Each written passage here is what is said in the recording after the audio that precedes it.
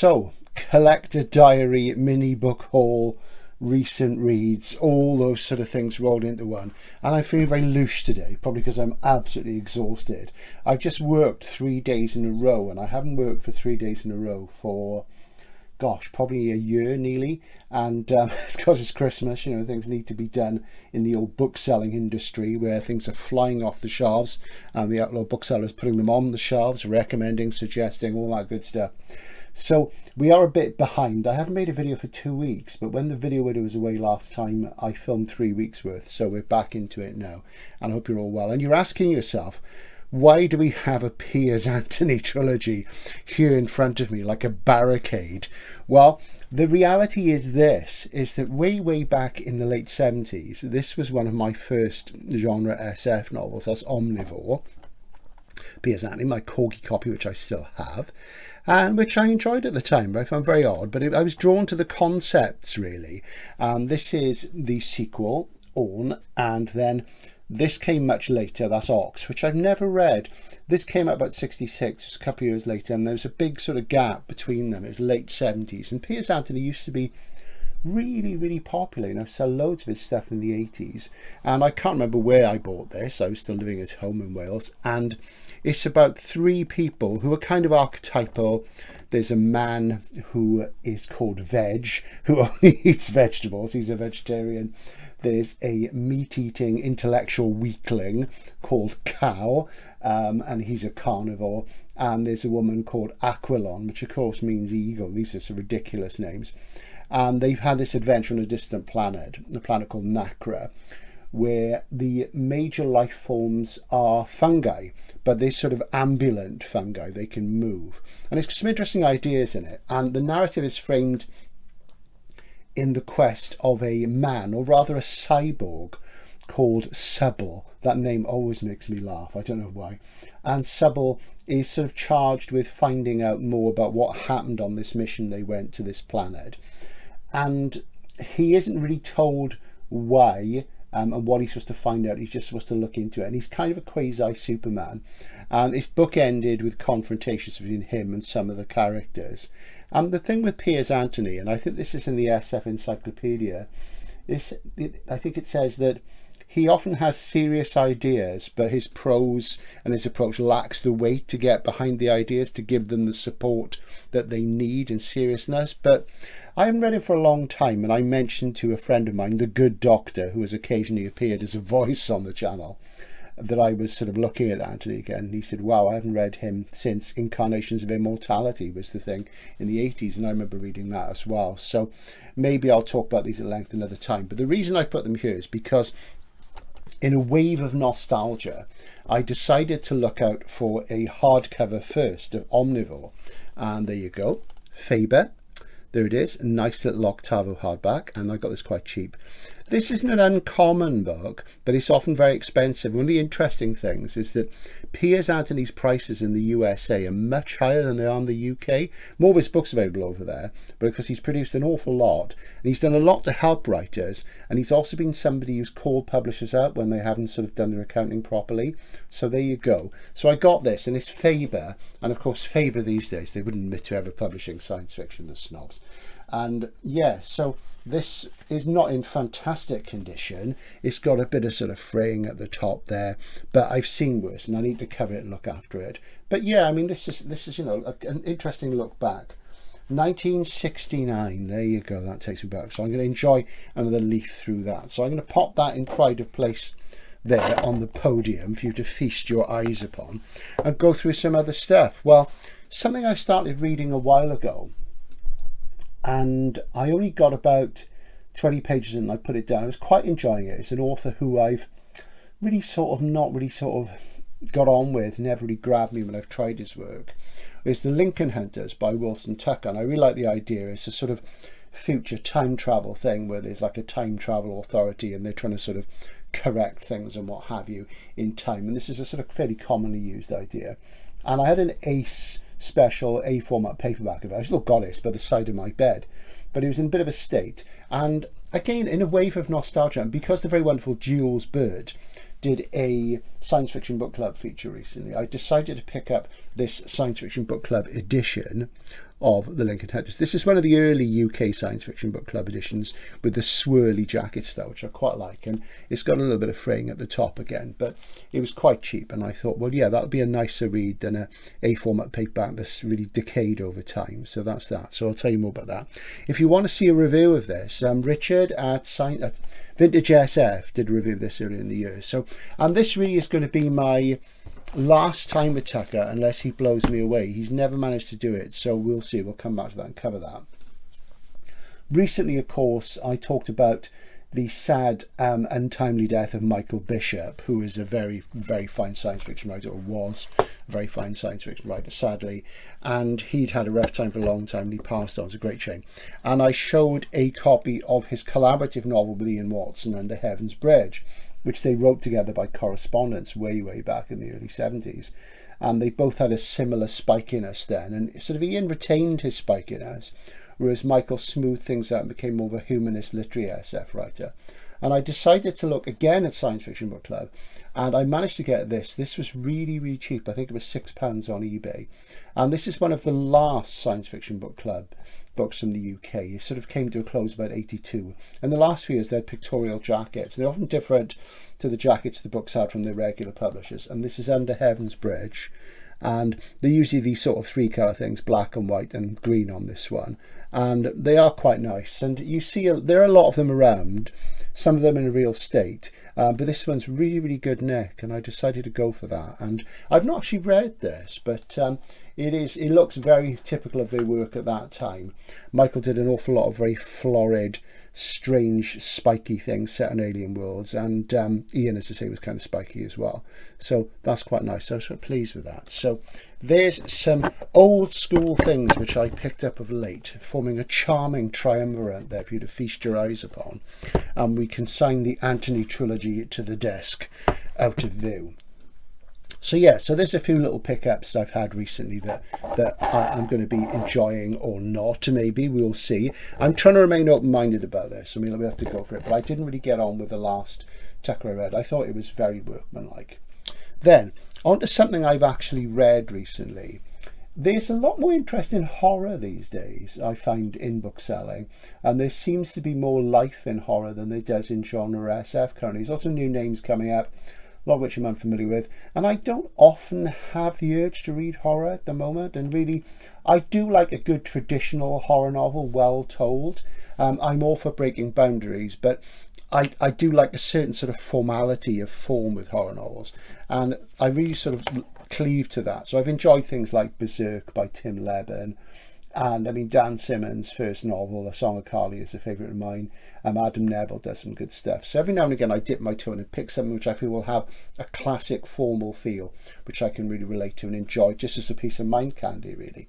But I was looking at what we had in work, and we had some Thomas Ligotti in, and this is Teatro Grotesco, which I've never read, and I decided to pick that up. The problem with Ligotti's is they're mostly print on demand and quite expensive. They're about £15 a pop. So I'm going to give that a go, because I hadn't read any for years. Way back when it was, I think it must have been the 80s, Robinson in the UK published Grimscribe, and I read that then. And it's now a Penguin Modern Classic, which is really cool, and we sell it all the time. So I thought, it's been a long time since I've read Ligotti, and he's interesting because he's kind of like the intellectual H.P. Lovecraft in a way. And I really sort of always sort of wanted to give this a read, and this is My Work Is Not Yet Done, which, as you can see, unlike the average horror novel, is white rather than black, and that resonated with me. And I've always meant to read this, and one of my friends who used to work with years ago, who I haven't seen for a long time, he was always very keen. And Ligotti's got this very bleak view of human existence, which is absolutely fine as far as I'm concerned. And I decided to give this a go, and it's 3 stories of corporate terror. There's 1 novella and 2 short stories. I haven't read the short stories yet, but I read the novella, and I did enjoy it, but I thought I wanted to talk through it in a bit of detail. So I'm just going to pop in on the podium there so I'm a bit more comfortable. Just talk you through that. And you kind of imagine something like American Psycho, even though it sort of predates it a bit. And it's the first person narrative of a young guy called Frank Dominio, and his colleagues keep calling him Domino. And of course, that's got sort of a certain associations with masks and also with games and with black and white. It's symptomatic of the casual disdain that they show towards him. And he's one of a team of 7 people who are supervisors, and they supervise different parts of this corporation. He's office based, so it's kind of office horror. And I've not ever been a big office worker myself. I ran an office for 4.5 years in the early 90s, but that was a retail business. It was an online, but it wasn't online, it was a mail order business. It later became an online one after I went on to other things. And it's got some wonderful lines in it, like, ever since hominids first got together for a meeting, behind doors, he says this was a bad thing. So it's kind of timeless, he manages to bring a sort of timeless sense into the contemporary setting. And he sort of wears a quiet crown of nihilism, really. The white cover, the title, My Work Is Not Yet Done, really resonated with me. And I suppose we've all had our moments with work when we've been less than happy, and, different circumstances and different times. And hopefully we sort of come through those and we do other things and those moments pass. But there is a lot to sort of critique about the world of capitalism for a horror writer, and strangely they don't do it very much, although they do it very directly. Ligotti's slightly subtler than that. So there is a kind of Lovecraftian feel to it. So this guy, he feels persecuted by the other members of the team, and you see him gradually being downgraded, and he compares them all to swine, and he goes on a lot about swinishness and repeats this riff. And of course that naturally makes you think of The House on the Borderland by William Hope Hodgson, that classic horror novel from the early part of the centuries, where the chap is in the house near this time abyss and these beings are coming through, the swine things. And obviously it was a massive influence on Lovecraft. So you see there is a lineage going on here, which is quite interesting. So the horror of whiteness is overcome as the book goes on by the horror of blackness.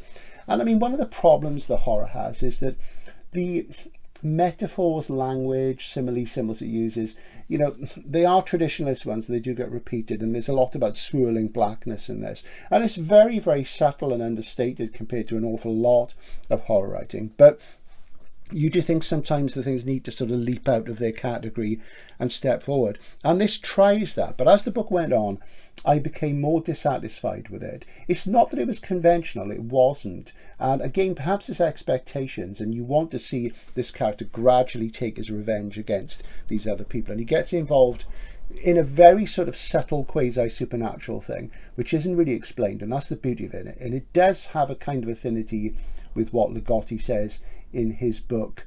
What is it called? I'll flash it up on the screen. There's a book where The Conspiracy Against the Human Race, which is his philosophy book, in which he says that everything is black and wrong. So there is a link to that, really. And one thing that really spoke to me in it is that one of the characters that he's up against is a character called Barry, who is somebody who has quite a big reputation in the company, but he's moved from one job to another, and he's rather like a project manager, and he does these charts and analysis of things, and then he revises them, and they grow more and more chaotic and meaningless, and nobody can really understand them, and people pretend they do. But it's clear to the narrator, Frank, that what Barry does is he wrecks something, and then they promote him to move him on, to get him out of the way. And I think we've all worked with people like that. I know I have. And you see this guy, and at some point you feel in the real world, eventually, somebody higher up will realize that he's a waste of space. But he's used as a horror effect in this, and that's pretty good. The 7 of them have this boss who is, it's all done very subtly, and that's the beauty of it. But, you dislike him from the start, but unfortunately there's a little bit more to him than you would think. There is a kind of occult thing going on there as well. And there's some good sidebar characters. There's Frank's landlady, and there's a couple of detectives who are investigating what's going on. But it does bring out the horror of the cutthroat sort of yuppie life, and it does date from that period. So there's interesting analogies to be made with American Psycho. So I did enjoy it. I didn't find it entirely satisfying. I felt really that it maybe it's just me, like I said, maybe I was looking for something more traditional, but it was good, it was satisfying. So that's Ligotti, My Work Is Not Yet Done. He puts it across in very eloquent, uncluttered prose, and in some ways I was reminded of one of my favourite books about this sort of thing, which is The Demon by Hubert Selby, which comes long before American Psycho, long before this. Is a 1960s book and the demon for me is the sort of ultimate story really of one man trapped in a cage of a role and how he's not suited to the role. And so if you've never read The Demon by Hubert Selby, there is a video about it on the channel. It's a video in which I talk about why I wrote 100 must-read books for men, and it's included in that as well, so that's a good one to look out for. And now the return of the Gollancz Yellow Jacket, which I know some of you are baffled by, but I love them. And maybe one day I'll do a video just about Gollancz Yellow Jackets. I've been meaning to do it, but it's a big job to get them all together. And I've got tons and tons of them. And I love collecting them, as you know. So we're just going to talk about a couple I picked up recently at very, very good prices indeed. And this is Catchworld by Chris Boyce, which came out in 1975. And as you see, it was the Gollancz Sunday Times joint winner of the SF prize that year. They only ran it a couple of times. I think, when was the other time? I think it was in the early 80s, and it didn't, you know, I think they wanted to become a regular thing and it didn't. And the other winner was Shipwreck by Charles Logan. And Charles Logan never published another novel, and he sort of vanished without trace, because Shipwreck, you know, people come up with The Martian. Whenever they come up with The Martian, I say, you should read Shipwreck, because that's the real meat, you know. And it even makes Joanna Russ's We Who Are About To, which came after, look a bit sort of, you know, playgroundish. And Chris Boyce also sort of didn't come to nothing, but his career was quite short. He started writing in the 60s, short stories. I think his first short story was published about 1964. And he had some stuff in SF Impulse as well. He made the cover once as a Keith Roberts cover of one of his stories in one of the issues of SF Impulse, which would have been about 66, I guess. And this was his first novel of two, and this is Catchworld. And I have read this a long time ago, and I wanted to reread it. And Catchworld is a book which, in its themes and its story, would seem very contemporary to a lot of people. And I think in a way it was maybe ahead of its time. And it's about a Japanese chap called Tamura. So again, you know, this mythology that, you know, everybody in sort of SF from Britain and America was white and Western and what have you, and male is absolute nonsense. So he's a Japanese guy, and it's set in the future where Earth has been at war with aliens called the Crystalloids, and they've destroyed a lot of cities and things on the planet, I seem to recall. And Tamura goes off in this starship to the aliens' home planet, where they're going to sort of strike back, and I think there's other people on board. And there's an interface between him and the other people on board and the ship's computer.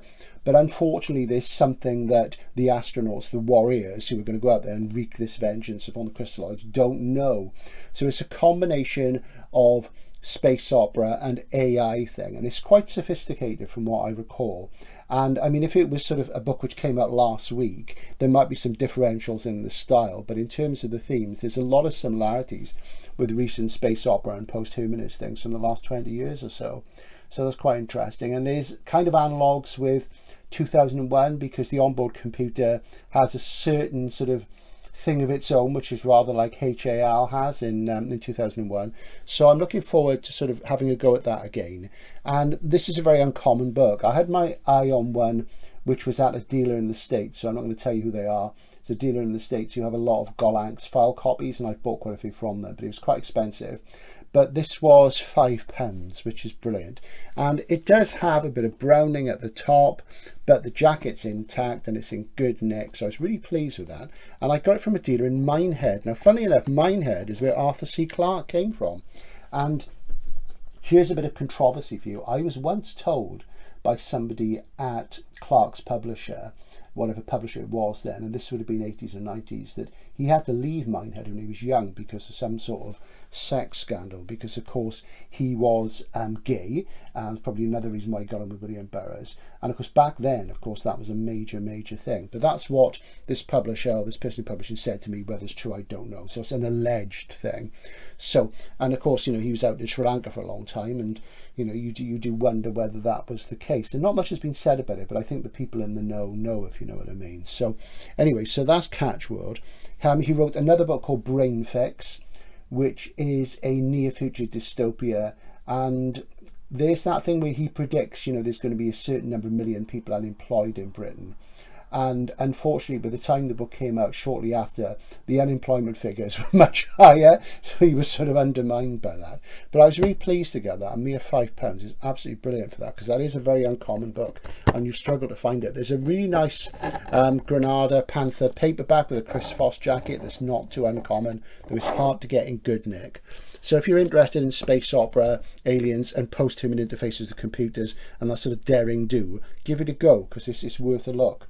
Then we have something a lot more obscure, and I think the only book by this author, and this is even more uncommon, and this is The Sun Grows Cold by Howard Burke.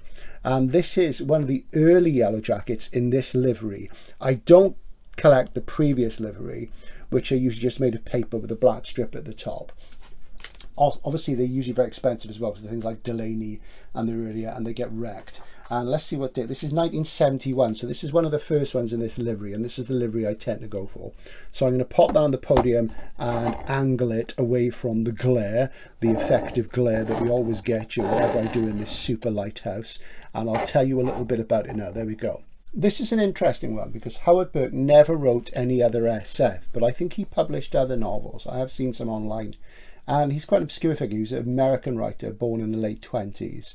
And say this was his only SF novel, and it's set after World War III, and you know the world is sort of absolutely ruined, but the authorities are conducting this kind of therapy where they are kind of getting people to have their minds wiped and their personalities reconstructed so they can cope with the horrible reality of the post-apocalyptic world. And that's particularly well sort of exercised and delineated in this. But it focuses on one character called Alex Parnell, and he is a kind of sleeper awakes figure. So there's similarities both with the famous Wells novel, that thing you're from the past and you fall asleep and you wake up in the distant future. And there's also the thing about cognitive dissonance and memory, which Christopher Priest is very big on. There's kind of shades of Philip K. Dick as well. And Parnell knows that if he recovers his past lives, his memories of his past life, that it will really not be a good thing for him, but he's compelled to do so. And there's quite a clever climax who sort of moves towards that. You can pick this up in paperback relatively easily, and you see it now and again, and it's a shame he never did anything else. But technically you could say it's a mainstream right to try an SF novel, but I was really pleased to get it. It was £12. Again, I could have got one from a dealer in the States, the same dealer I mentioned who has lots of file copies, and it would have been about 42 quid, which is ridiculous. And I've got a paperback, so I didn't really want to go that far. So that's The Sun Grows Cold, Howard Burke. And I've always loved this cover. It's very simple. And that's the thing about the Gollancz Yellow Jackets. They're all the same, and yet they're all different. They've got different typography and occasionally a little symbol, and occasionally you get a different colour in there. You get the red, the black, you get a brown or green, occasionally a bit of blue. And I just love the simplicity of these books. It's like Christopher Priest said. He said, you know, what I like in my books is a plain jacket and no picture at all. And I know people don't like the current Gollancz Masterworks, they don't like the yellow and the way that everything's gone, and I do think they have a point, but the original hardcovers have a real resonance for me and for anybody who bought SF in Britain between the 60s, 70s, 80s, and you know they did a lot of fantastic work, and that's why they've got Masterworks now and Gateway, but unfortunately they tend to rest on their laurels. Now, something you might not be aware of, and I may buy one at some point and show you, there is, if you look on the Gollancz website, which is a blog really, there's a separate sort of page called the Gollancz Emporium where they have sort of their own special limited editions, and they do things like a special limited of Dune in a slipcase, and they did one of the last Elric novel, and they're quite pricey, but it's worth having a look at. So if you're looking for like a nice edition of the current UK version of Dune in hardcover, the one with the purple jacket, they do in a slipcase, and it's 50 quid, and it's got sprayed edges and what have you and decorated end paper, so I think it's quite pricey, but certainly worth a look. Because I was asked yesterday in work by a charming couple, they wanted a copy of Dune for their son, which he'd seen online, and I sort of did some work with them and pinned down which edition it was. I showed them the extant UK editions, and it turned out, as I suspected, that he wanted the Ace one, which came out earlier this year, and they published all three of them. And I saw them in Paris at the bookshop. I went in there, Galliani or whatever it's called. It's in my video of me in Paris. And if you haven't watched that, do watch it, because I go into a bookshop at one point and I show a lot of American editions of things. So for viewers in the UK, it's quite interesting to look at. And there's nothing particularly avant-garde there. There's Wyndhams and what have you, some contemporary things, but you get to see the dunes and at least the spines of them. I can't think if I show the covers. And they are very pretty, you know, it has to be said. But of course, they're out of print. They've sold out everywhere. And this couple said to me, oh, we've seen it on Amazon, and I had a look and I said, well look, this is a third-party affiliate seller, and it was the slipcase set, and I know a lot of people had bought this from Amazon and from other retailers, and they come with the slipcases completely damaged, the edges, the jackets are frayed. So maybe I'll get the Gollancz one at some point and show you, and we'll see. But the Ace ones are very nice, and I'm not even a Dune fan, you know, but there is a certain kind of iconic cachet that goes with those books, obviously. So anyway, some nice old school stuff again. What else do we have? Okay, now somebody on the channel alerted me to this. This is Dream Makers Volume 2 by Charles Platt, subtitled The Uncommon Men and Women Who Write Science Fiction. And I was really pleased to see this, because I'll tell you all about Dream Makers. It was first published way back, late 70s, early 80s. And in the UK, Dream Makers was entitled Who Writes Science Fiction? And it was a book of interviews with Charles Platt, who was former editor of New Worlds, SF writer himself. And he had done these interviews with all sorts of people, collect them together. Really good little book, and it was a great thing to read. It was probably the first thing I read that had lots of SF interviews in. And he did a second volume, which was never published in the UK. Never got around to reading it. And I'd say in the States it's called Dream Makers, in the UK, Who Write Science Fiction. There was a reissue of Dream Makers from Xanadu Books in the UK in the late 80s, a hardcover, which had some of the stuff from this in as well, I think, which I never got around to buying. I should have. My original copy went west a long time ago. I've got a first edition of volume 1 of this, which is an A format paperback. But now Charles does them himself, print on demand, which is good. Even though I don't like the print on demand thing in the format, it's great to finally have this. So this has got interviews with all sorts of people in. Jerry Pournelle. The Jerry Pournelle interview is really good, actually. It's all about politics, really interesting. Very sharp guy, Jerry Pournelle. Larry Niven, Christopher Priest, William Burroughs, Arthur C. Clarke, John Sladek, great stuff. D.M. Thomas, Keith Roberts, Piers Anthony, Keith Lormer, Joe Haldeman, Fritz Lieber, Robert Anton Wilson, Poul Anderson. It goes on and on and on. And it's good. There's an interview in here with Edward L. Furman, who is the editor of the magazine of fantasy and science fiction for a long time. But he wasn't an SF reader. He just came in as editor, but he did a good job. And that's interesting, because he talks about, you know, the more economic side of it, you know, the practical publishing, money-making side, which was good. And, you know, James Tiptree Jr., there's a good interview in here with her as well. So these are out there. You can get them on Amazon, print on demand, 2 volumes. I don't think this one's as good as the first one. The first one has more essential names, but, you know, there's lots of stuff in here, and you should really get them both. So if you're a dyed-in-the-wool SF reader, you know, it is really good to get the contextual information. So Dream Makers 1 and 2 are out there. So thanks to whoever mentioned that channel. I can't remember. My memory's shot to hell because of the steroid pills I'm off, the polymyalgia, which is playing up at the moment, unfortunately. But that's something that's well worth looking out for.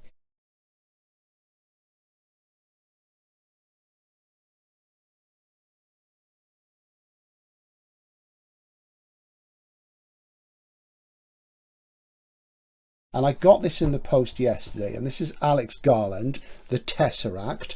And this is a signed first edition, and I don't know if you can see the signature there. We always get the glare in this house. If you can't, I do apologise.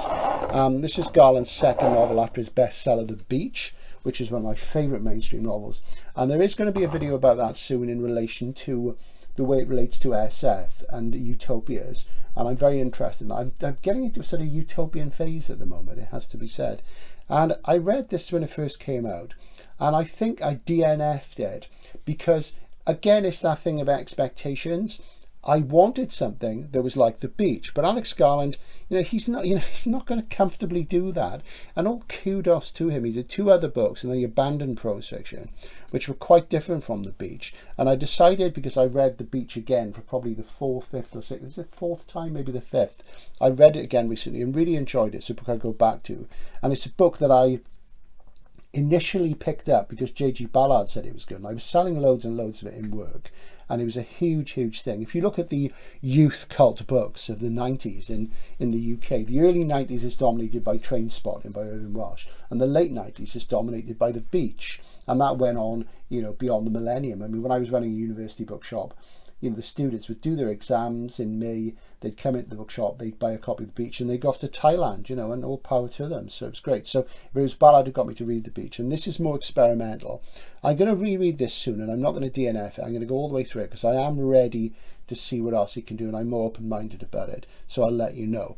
Now, speaking about JGB, the one for me, recently, I say recently, it's a couple of months ago, this came out, J.G. Ballard's Selected Non-Fiction, 1962 to 2007, from MIT, who've done some lovely Stanislaw Lem books the last few years.